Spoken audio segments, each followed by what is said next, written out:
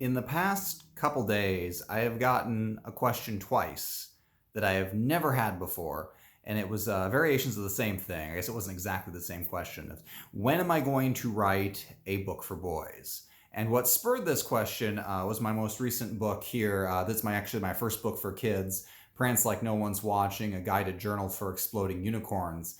And in one case, a dad wrote to me to ask if his son would enjoy it. He said he's really creative and funny, would enjoy the prompts, but was worried it wasn't a book for boys.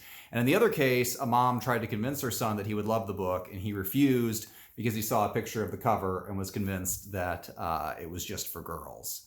So let me just start off by saying I don't really know what to define what's for boys and what's for girls, since, books are books. This is, I did my best to keep this gender neutral. First of all, I don't think exploding unicorns are girly at all. I would not have picked that as my emblem, like all the way back in college, if I thought this is a girl thing. It's an everybody thing. Blowing up unicorns is a universal pleasure across gender lines, and it's just a binding experience. It's something very aesthetically pleasing about that. I imagine it involves lots of glitter, maybe confetti. I don't know. Seems manly enough to me, but also a little bit effeminate. So you get the whole spectrum there. But this book here, I guess in answer to the question before I get too far in, I don't plan to write a book just for boys or just for girls ever. Because first of all, that cuts out half the human population who might read my books, which seems like a really bad marketing move. But secondly, I don't think you can define what's an interest for boys and what's an interest for girls. I mean, for example, this book here has a ton of stuff. Let me see if I can find them here. A ton of stuff about zombies.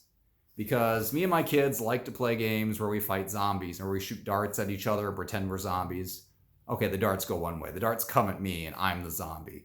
I like to watch zombie shows, and the zombie apocalypse is something that affects everybody. The zombie apocalypse is not a boy thing or a girl thing. Like, we're all in it together. Boys can become zombies, girls can become zombies. I mean, if one gender were immune to the zombie apocalypse, that would really skew things very quickly, and the human population would go extinct. You kind of need both sides of that equation there. You got stuff like this about spotting the differences. One slide filled with zombies, one slide not. Zombie escape plans, zombies dancing around the bottom. By the way, the most gratifying part about becoming an author is that my terrible stick figure art has been included now in 3 of my 4 books, no questions asked, like I'm an actual real artist. So when I started that, that somehow paid off. Like if you can write well enough, they will give you just a wide pass when it comes to art. It's like, yeah, I guess you can go in there. You did write the book. I guess we'll let you put some of your images in there. It's like, yes, I will take that. I did not draw this cover, however. That was done by an actual professional artist. Showing the explosion. My kids love that cover. They are girls, not boys, but I think that's universal enough. And see, part of the reason why my perspective might be skewed, obviously, I have 4 daughters. As you can see, that picture's a little bit older. I had about 20 more pounds of fat in my face.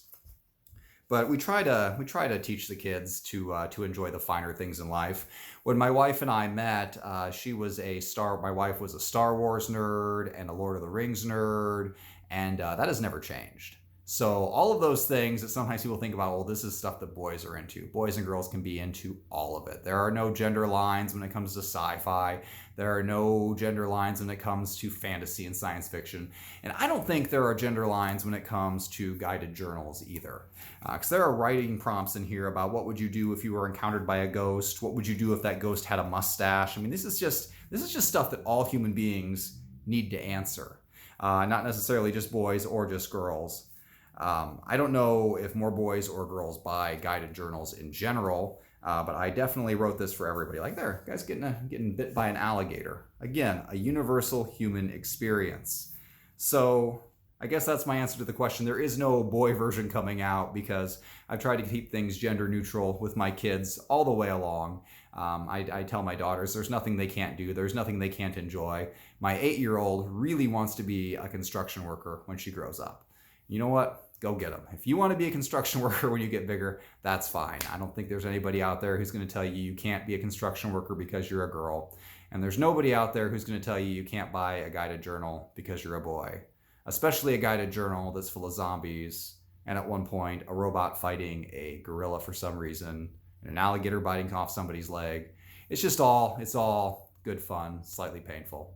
Anyway, this book helps you help your kids be like me. That would be the only stipulation. Don't worry about this book if you're worried about, it's not for boys or not for girls. Just worry about it if you don't want them to have my kind of sense of humor, because that's what this book is. It's just a way to find humor in the world around you in situations that aren't necessarily that funny. Because there's a lot of not that funny stuff that goes on in my house. It's kind of like a tornado is inside it at all times, between the kids and the pigs and everything else going on. And I kind of have a specific process where I go through. It's like, oh, this is a giant disaster. But here's the one okay thing I grabbed out of that. At least I got a tweet. $10,000 in property damage, one free tweet. That's the trade-off I go through. And that's kind of the trade-off I teach your kids to go through with this book as well. And hopefully they get some use out of it. I don't know if you've watched the news in the last 6 months, but there's some not so great things going on at the world right now from time to time. So I think boys and girls could benefit from this. But obviously, I am incredibly biased on that and have a definite financial interest. So the two people who wrote in the letters, you guys were actually super nice about it. I don't want to imply that the questions were bad at all. I do appreciate you trying to pitch my book to your sons, and I hope they'll give it a chance, and I hope they enjoy it. Anyway, I'll catch you guys next time.